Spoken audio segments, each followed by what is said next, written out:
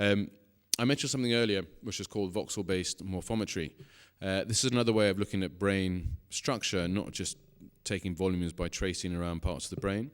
As I mentioned, a voxel is basically just a small cube of the brain, a volume element, just like we say pixel for picture element. This is voxel for volume element.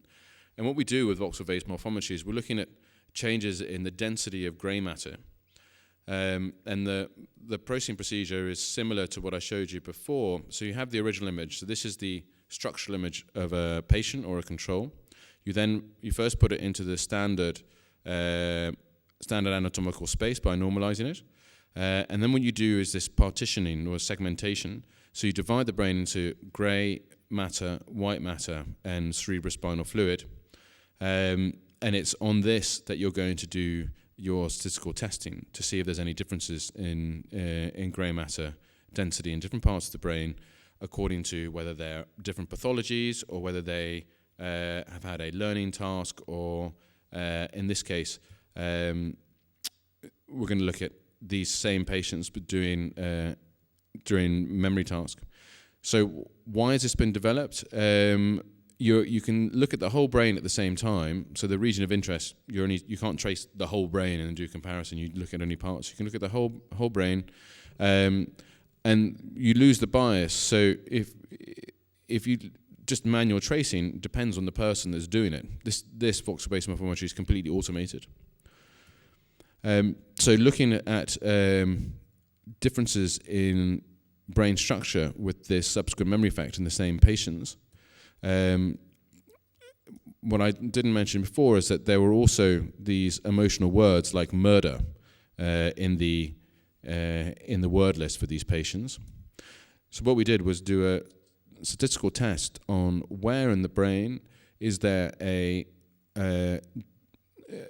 correlation between recognition memory performance for the emotional words and grey matter density. And the only part of the brain that comes up is here in the left amygdala. So the more dense that amygdala area is, the better the recognition memory accuracy was during the test. And this survived the interaction with neutral memory, which is here in blue.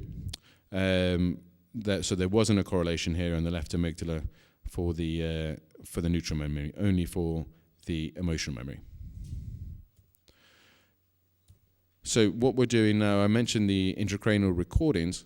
This is an example of looking at emotional memory with the intracranial recordings in a patient with a hippocampal electrode here.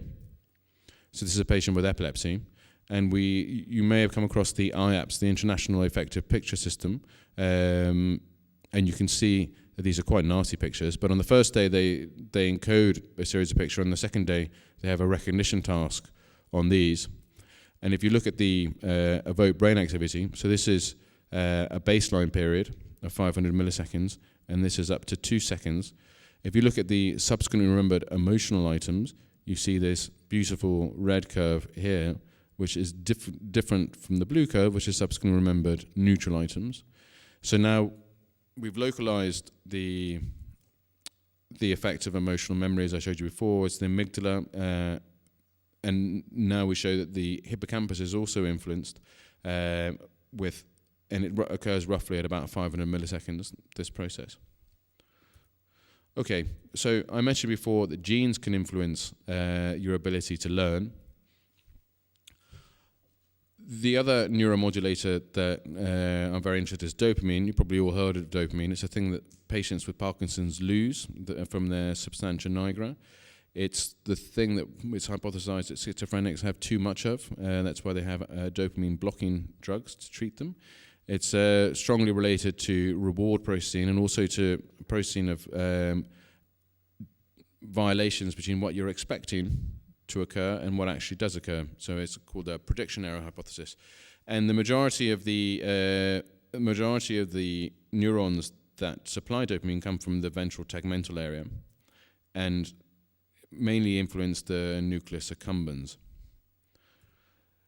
So, as I told you, that this learning and memory systems, this previous idea that these systems were divided, is now being really revised, because not only does the amygdala influence the hippocampus for emotional memory, but it seems as the striatum, where the nucleus accumbens, also influences the hippocampus during encoding. And that's particularly for unexpected or novel stimuli.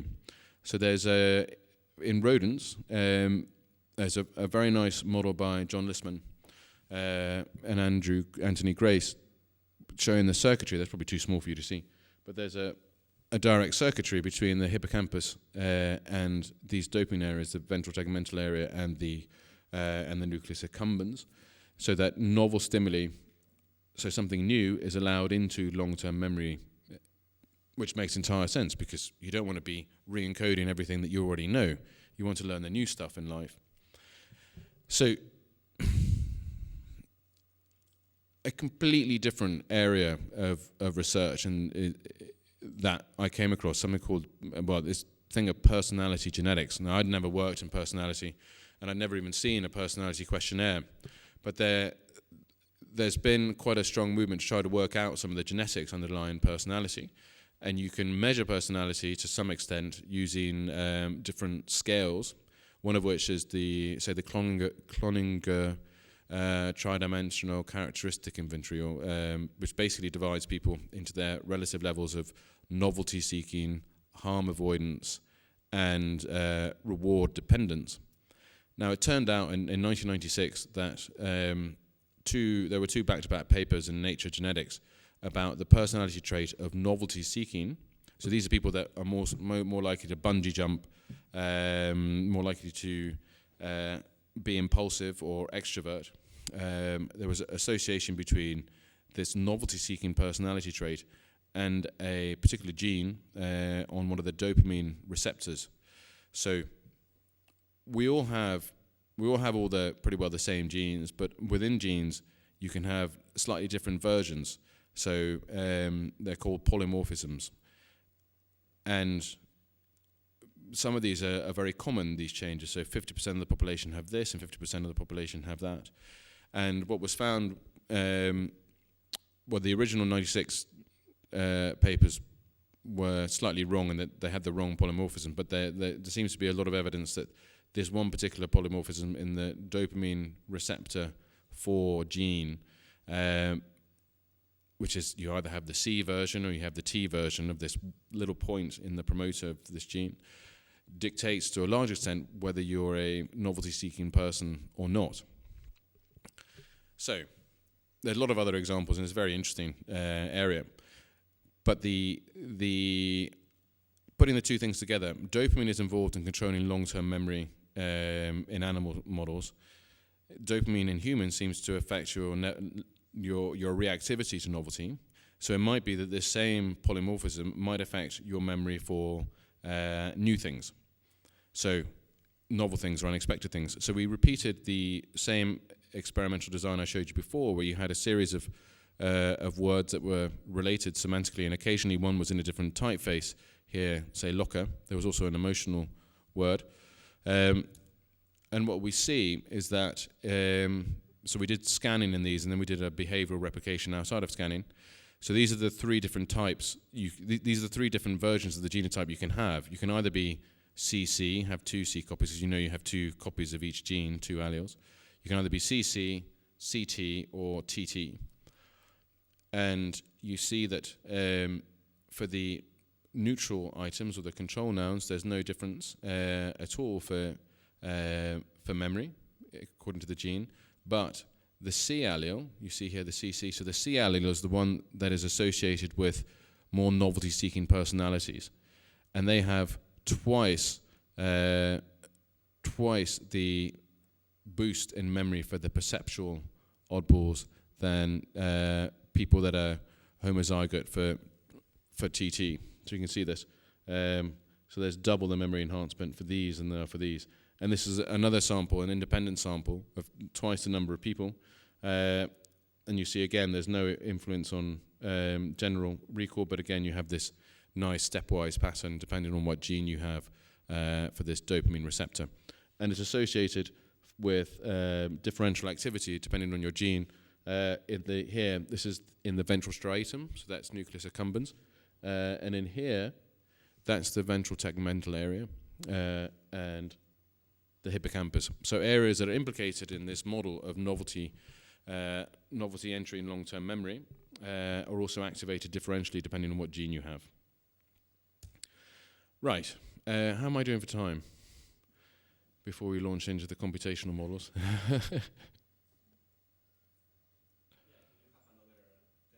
Oh, good. Okay.